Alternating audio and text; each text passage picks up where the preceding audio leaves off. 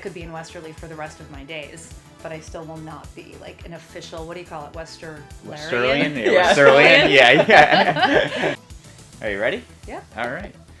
All right, welcome to another episode of Expand Your Brand. On today's episode, I welcome on Carly Callahan. She's the Executive Director of United Theater. How's it going? Very good. Yeah. So glad to be here. Thanks for having me. Yeah, thanks for coming on. Yeah, we're super excited to have you on. Obviously, United is like the bright light. You see it right in downtown. And literally the marquee that's blazing on the street. Marquee blazing on the street. And we want to know, I know this has been your first year. How's been the first year at United going for you? It's been fantastic. You know, it's like one of those things that when you're in it, it feels like you've been in it forever. But then when I look back a year, I'm like, how did a year go by? But there's such a comfort. And as we get, especially to this time of the year, knowing like, okay, I know what the Holiday Lights Parade is. I know what the stroll is. You know, starting to get into the rhythm of Westerly a little bit. And the great challenge with Westerly is that there's so much going on that it takes like an entire year to try to acclimate and get my feet wet. But what I've learned, of course, and I'm sure you guys can attest to, is I could be in Westerly for the rest of my days,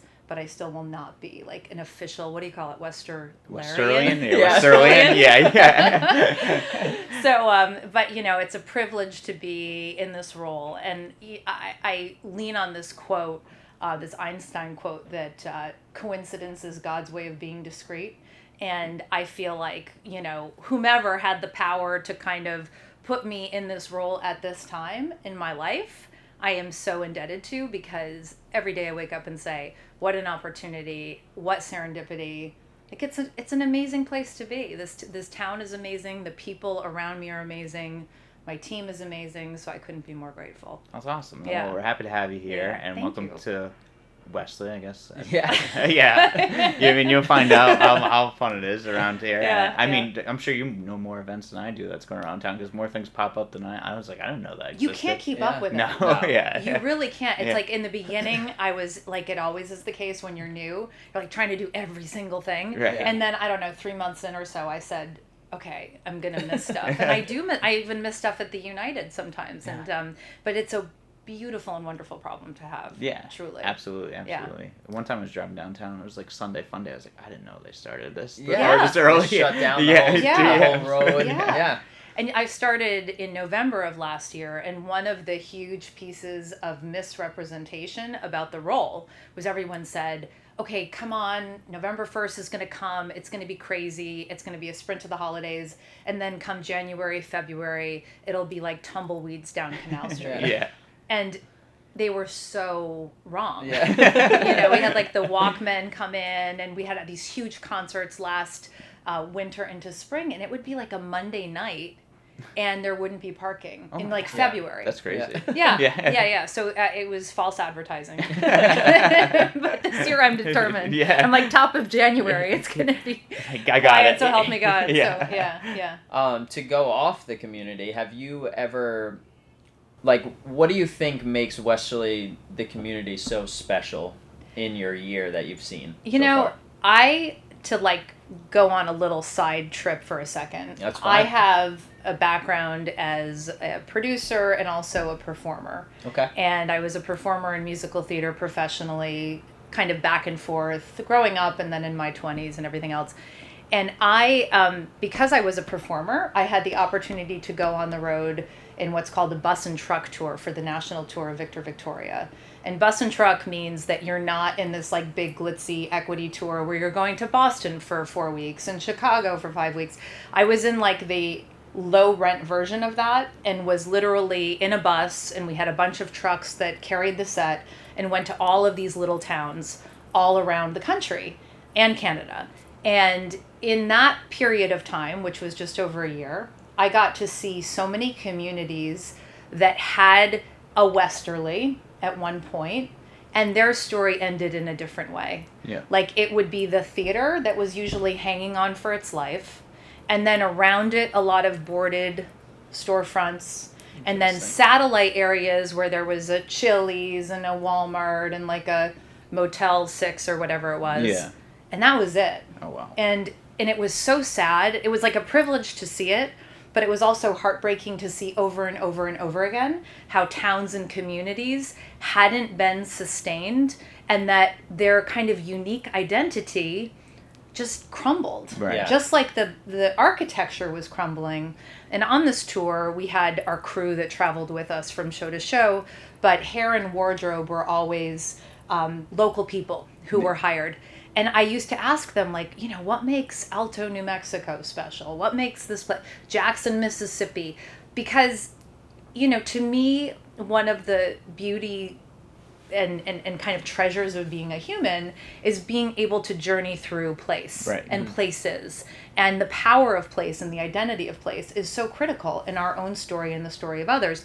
So through this process, I kind of began this deeper appreciation of and yearning for communities that were really rooted in their history and in place. So to like answer your question, Westerly, I think, is unique in that the power of place and the identification with its history and the granite and the ships and the immigration and everything else is so clearly a part of its identity. But at the same time, it's also a community that's looking forward. Yeah. So it's able to like hold in the same space this very kind of entrepreneurial, creative, forward-thinking spirit, but also be reverent and cherish the stories of how this community got to be here in the first place. Yeah. So, and I don't, you know, there's like, I can't think of other communities that do that so beautifully. A lot can kind of look forward. Yeah. Or just kind of look back. Yeah. We were in Essex, Connecticut for a while, and we love Essex.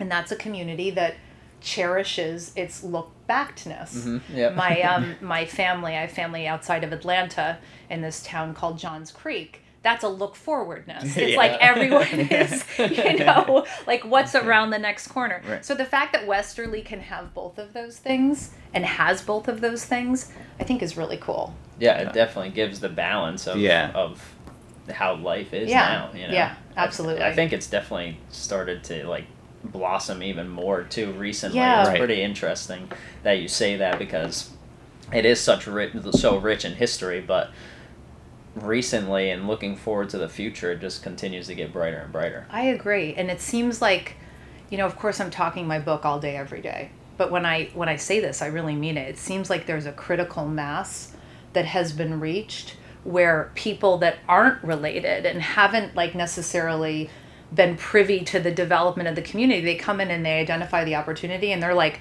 just jumping right in. Right. And in the cultural space in particular, one of the bright lights of this past year was when I learned that the Skulkos were opening a Museum of American Impressionism that's in Avondale, right across from the Cooked Goose. There used to be a rehab center there. Yeah. And so that's being reimagined and is going to be this incredible Museum of American Impressionist art. And when I heard about this, it was like, I didn't know anything about it, which is like the best news in the world. Because like what else, you know, who else is out there, not necessarily thinking as big and as brave as what they're doing, but like thinking about how they can kind of implant their own ideas and creativity into this community. So I think it's really cool. That is really cool. Well, I didn't even know that. Yeah, that was news to me right there. Yeah. Apparently next fall, I think. Okay. Is the timeline. Interesting. So it's going to be really cool. That was very interesting. Yeah. Your background, you just touched upon it a little bit. You traveled, you performed, you were a producer. Where did you perform? You were in Broadway? Like, what? So I produced on Broadway, didn't perform on Broadway. In my performing life, I was bouncing kind of back and forth between the business and the performing side. And on the performing side professionally, I was on this national tour. I was over in Scotland at the Fringe Festival for a little while. I did a bunch of rep stuff in a place called Cortland, New York, Cortland Rep. Yeah. And so I was like, you know, good enough, I guess, to be a working actor, singer actor. Yeah. But not like at the Broadway level. So, and sometimes people conflate my professional life as a producer with my performing life, and I always feel embarrassed because I definitely was not performing on Broadway. But I was a professional and am in some ways a professional performer still. I do still kind of jump over sometimes and do concerts and stuff like that just to kind of keep that part of me going. And I actually think as a person who is in the business of the arts, having those experiences make me so much better at my job because I can empathize with the performers, and it's a heck of a lot more exciting to be able to, you know what it is to be that life and have that life and hopefully create an environment that's good for our artists, and not only like our grown-up artists, Yeah. but our little artists in the music school that are imagining, how they might find a path, whether it's, just for fun or professionally in the arts. So I jumped back and forth, but my like jobs have been in the business side of Broadway, particularly on the advertising and marketing side. I was with a firm called Sereno Coin, which was a major and is a major player in the advertising of Broadway. And then as a producer, I was most recently managing director of a company called Seaview, which is a Broadway, West End, off-Broadway producing company that over the course of the pandemic entered into a joint venture with Sony and subsequently launched a film and television vertical as well. Oh, wow. So it was like this very, high-powered and intense job that was fantastic, but I was really, in a world that had to jump from project to project to project, and you couldn't really implant yourself in any one thing, because you have to be thinking 3, 5, 7 steps ahead. So when this happened to come to my attention, I was like, oh, wait a minute, what does my life look like if I just focus on one thing for a little while? And so here I am. So far it's turned out like you great. wanted. Okay, great. It's like it's you never know when you make these kinds of leaps, but a lot fell into place in this move and in this transition, and we found a great house in town, which was frankly one of the hardest parts of I can imagine. And I have 2 kids. My husband and I have 2 girls, Kate and Caroline, who are 15 and 17, and that's a hard time to move. And they came up here, and we were kind of like crossing fingers and toes, and they really took to it and loved their life up here. And my husband is a professor of finance up at Providence College. Oh, nice. Awesome. Nice. So that was a hell of a commute. That we were in Madison, Connecticut. I was going to New York. He was going to Providence. That was kind of miserable, and now we're up here, and it just feels like it's a much kind of healthier, sustainable type of life. So. And now a quick word from our sponsor. Welcome to Vintage Cigar Lounge, the place where you escape to, not from. The place where your cigar options are limitless. A place where friends come together and bond over the finest cigars and drinks. A place where your selected few can retreat to and enjoy premium cigars, great conversation, and your liquor of choice within the privacy of our private rooms. Looking for a place to escape to? Our doors are always open. That's all. Did you grow up in like at a young age in the arts industry? And where does like your drive and inspiration and motivation for it come from? Yeah, I was like such a stereotype. When I was 8, my parents took me to see Annie. Yep. And it's just like I just roll my eyes at it, because it's I was that kid. Yep. That would get up at like my parents' dinner parties or something and belt out Tomorrow to like anyone who cared to listen. If they didn't care to listen, stunk to be them. But I quickly, like, I would go to a Broadway show and as a kid, and I would sit in that audience, and like I remember not being able to breathe, and like, oh my gosh, this is so incredible. And then when I got up on stage, I just was that person who, and even now, like being on stage and performing is when I feel most me. I feel like it is when I am my most authentic, I'm my most present, I am my happiest. It's just it's like a blessing and a curse. Right. I was blessed enough that I could do it decently enough that I kept on doing it more and more. But what clicked for me in response to your question about the drive part of it is that as I kind of aged through the system, it occurred to me that for people like me who need to get up there and do the thing and need to provide an audience an opportunity to see the thing, someone has to make it happen. And so I kind of naturally started to put 2 and 2 together and realized that I was enhancing both sides of me by producing, finding these opportunities and the ideas and bringing them to life, and then being on the other side of it as well. Awesome. And it's like, it's the kind of thing, the arts, it's a wonderful thing to be in the arts, but if you have any inclination to do anything other than be in the arts professionally, by all means go do it, Yeah. right? Because it's really not an easy life at all. And Yeah. I think that people in the arts, myself included, we kind of have to make it up as we go along, to try to make a career out of it. Yeah. What's it like to bring that arts background to United and to be able great. Is it Yeah, I mean, it's because, first of all, the United is such an outlier in terms of the type of facility it is. When I was interviewing for the job and I was trying to research what the lookalike organizations are, the answer is there's really not a lot of them because, as you probably know, we're a 3-screen first-run movie theater. Yeah. We have an art gallery. We have a black box that has a capacity of just over 600 people. Right. Within that black box, we can do proscenium, which is kind of a traditional configuration in a theater.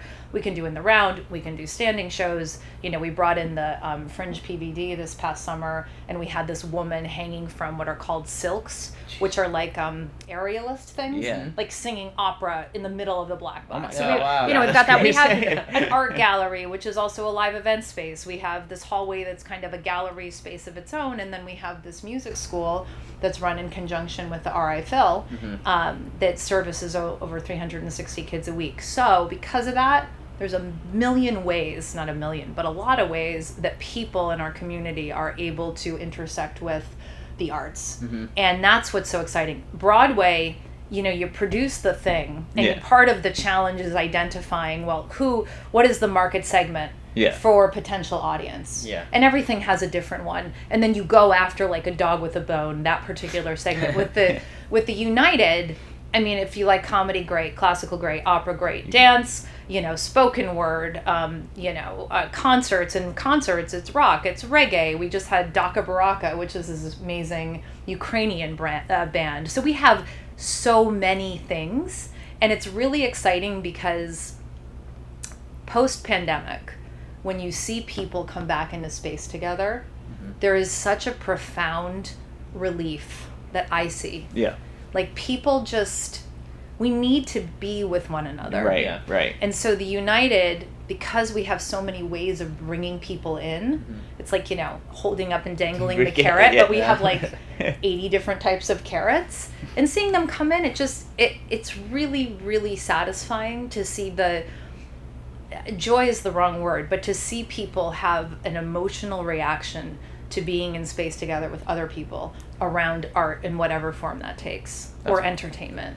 So it's really, it's so right place, right time. I can't even stress that enough. Yeah, it's awesome. Yeah. You can hit all different categories for everyone. It's not like just a focus on like just musicals or anything. Right. You can do comedy. Right. It's great. Right. And it's like, if we don't have what people are looking for, let me know, and we'll do it. Yeah. So it really feels good, and I think the ability of the United, because of the physicality of the space, to activate what we're presenting in a way that's unconventional is critical. And what that means is that, like for the Taylor Swift, for the Eras Tour movie, we obviously screened the movie, but the gallery became like this Eras Tour art installation thing where we had the really cool photo moment, and then we had, I think, 300 to 400 sticky notes that were written by fans that came in that kind of papered the entire one side of the gallery wall, and we had friendship bracelet making, and we had like a tarot card reader, and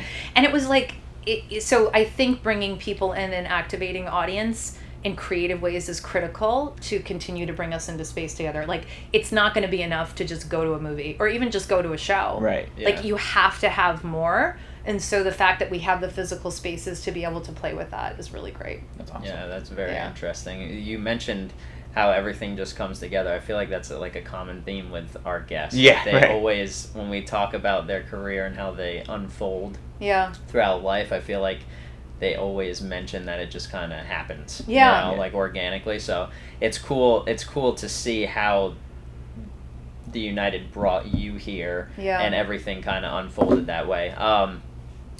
What can you share? Any future endeavors that the United has coming up? We so we have We have so much in the works. We're really going to lead into this United Table program. You know, the culinary scene around here is incredible. Yeah. And so we are really looking to pair food and film and like food and talks. That's cool. We have our partners Eating with the Ecosystem. I don't know if you've sat down with them. They're really cool. No. They do a lot of work in terms of aquaculture sustainability. And they came to our space and they did a talk in our main cinema about a Japanese way of processing fish, which is more humane in the way that the fish are killed, which sounds like who would come to that? This thing like sold out and people were texting me, can I get in? And then in the gallery we had a tasting of the fluke that was killed with this way of processing versus not, I mean, like crazy stuff like that. Right. But that was the beginning of this bigger United Table concept, which is kind of the more ecologically, environmentally conscious stuff, but also just the fun stuff. Last night we had food and film where we were, we screened a documentary called The Search for General So, and it was like about General So. Chicken. Yeah, the General Tso. Yeah, General Tso. Yeah. Tomato. But it was a fantastic little documentary about. It was really about the Chinese American experience and how food and in particular Chinese cuisine and this particular dish is emblematic of kind of the Americanization of the culture and everything else. So we're going to be doing a lot more of that. We are going to be doing, I'll probably get in trouble for saying this publicly, but we're going to be doing a Soupy Fest. Oh boy. Wow. Yeah. I know. So That's this could be my yeah, last yeah. recorded. You get a lot of competition all over the place too. But Soupy, like I've been obsessed with it since coming up here. And I originally as a new person does, I was listening a lot and people, it was like Soupy this, Soupy that. And I thought to myself, and I think I said to my husband, I was like, people are really into soup. Westerly. And then it became Soupy season. And someone on my team was like, yeah, they hang, the Soupy's hung in the basement. Yeah. And I was like, what? So I had to get to the point where I asked, and then I was introduced to Soupy, and I think that is such an awesome example of how this community is so damn interesting and like how people embrace these traditions and who's going to the basement thing and who's witnessing the making of the Soupy. So are you want to be part of Soupy Fest? We haven't made it in a little while, but I could see. I can talk to my family and see what they want to do. But it's gonna be good. I'll have to talk to them. We're gonna do tastings, and we're gonna get some pretty high profile chefs to talk about Soupy dishes and whatever. So anyway, United Table is going to be a thing. We're continuing our partnership with Mystic Aquarium. Last March we did the March of the Penguins. That's awesome. Which is, we brought attention to the plight of the African penguins as an endangered species, and we did fun stuff like had 20 penguins show up kind of overnight on the streets between here and Mystic, these 3-foot high penguins that were fabricated by a guy at the Velvet Mill, painted by kids in the Westerly and Stonington schools. That's cool. And then, of course, one of them was stolen. I don't know if you heard about it. No. It became the story on the News Channel 10 out of Providence, and it was this purloined penguin. Anyway, it was a lot of fun, but we did a lot of things for that month, including bringing the penguins to the United, and we had a Penguin Palooza Day and everything else. Awesome. So we'll be doing another soon-to-be-announced project with them. More educational initiatives this year, for sure. A lot more summer programming. We're working right now on a guide that's going to go to print at the end of this month and then drop in January, really with a pretty comprehensive catalog of summer programming for kids in all parts of the arts. So that's going to be fantastic. And then, Tony Noons, our artistic director, is really hitting the ball out of the park in terms of ever widening reach of the type of live performances that we're bringing in. So it'll be more world music, more comedy, more author talks. What else? Our continuing partnerships with Ballet RI, with Saltmarsh Opera. We're working now with Trinity Rep, the O'Neill down in New London. Wow. So, I mean, it's all over, it's all over the place. Yeah, but that's awesome. The intention. When you see our calendar, it's like I brought one, of course. But the idea here is that, every day there's something that is going on that is, so if you don't like one day, point somewhere else on the calendar. Right. Something that you like. That's so cool. Yeah. I mean, what's it been like to partner with these other businesses in the area, like, and working closely with them, and how has it been to get them to come in and do, like, the fluke, obviously, thing, Japanese, or like the Soupy Fest? How has it been, like, getting people involved with that as well? It's been really good because, I mean, you guys know this with the work that you're doing. Essentially, every business or organization is looking to tell their story. Right. Right? And you know through something like this podcast that, telling the story is so critical. And it seems so obvious, but figuring out how to do that and where to do that and what the delivery mechanism of it is challenging. Yeah. So what we're trying to say to the community, whether it's a business or another nonprofit, is like, we are here to tell your story, or even individuals. Right. It's like and there's so many of those kind of stakeholders in our community, and I think that the reaction is indicative of everyone's kind of sincere desire to cherish and nurture what we have as a community generally. And make sure that these stories are told so that we can continue to grow. Right.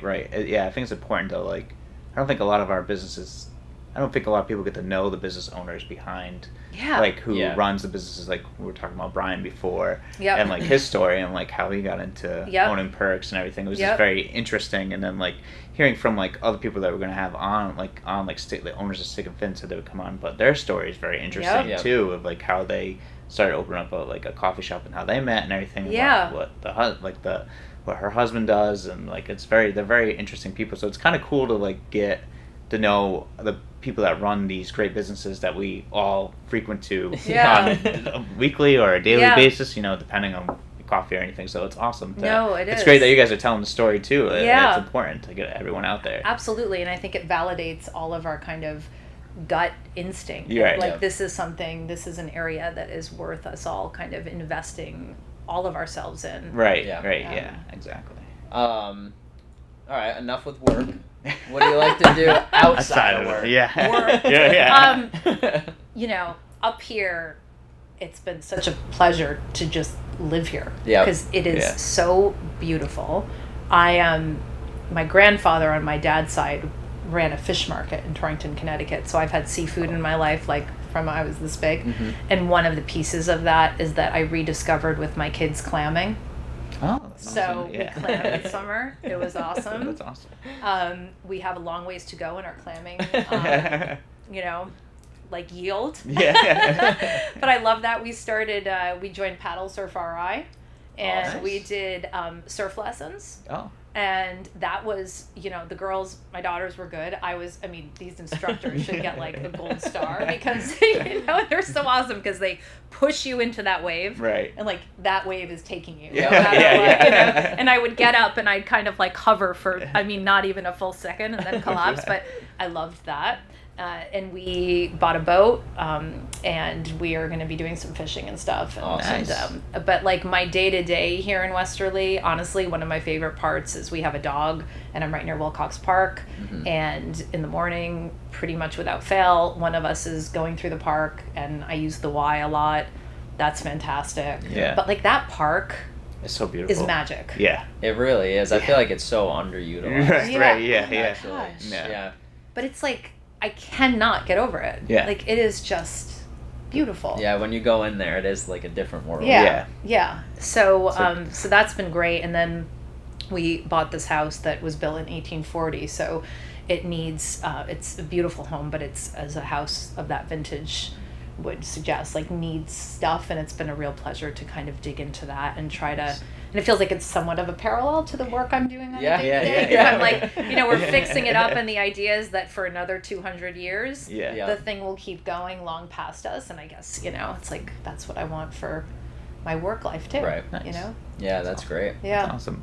One last question. Sure. What's your favorite Broadway musical?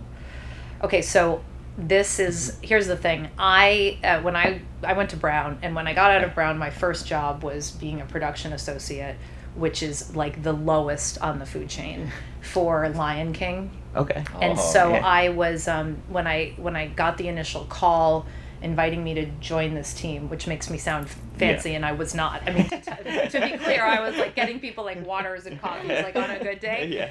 But I was, I was a college kid that kind of thought, oh, you know, Disney. Yeah. You know, I thought I was so wearing all black, so cool and everything. And so I turned up my nose a little bit, but I said, well, this is probably a good opportunity. And I went to the first day of rehearsals for Lion King for the original cast in New York. And Sidi the Loca, I don't know if you know the show at all, but she's the one who kind of chants those opening lines of the musical. And Le Bohème, who did the music, and the chorus, who was all in from South Africa, started to sing. And I was like, oh my God, this is... I'm witnessing something that is truly historic. And so I was very lucky to be able to work on that show. We took it out to Minneapolis for its pre-Broadway run and took it back to New York. And to see that in development, like, that's my favorite show. That's awesome. Well, I'll never be in it. To be clear.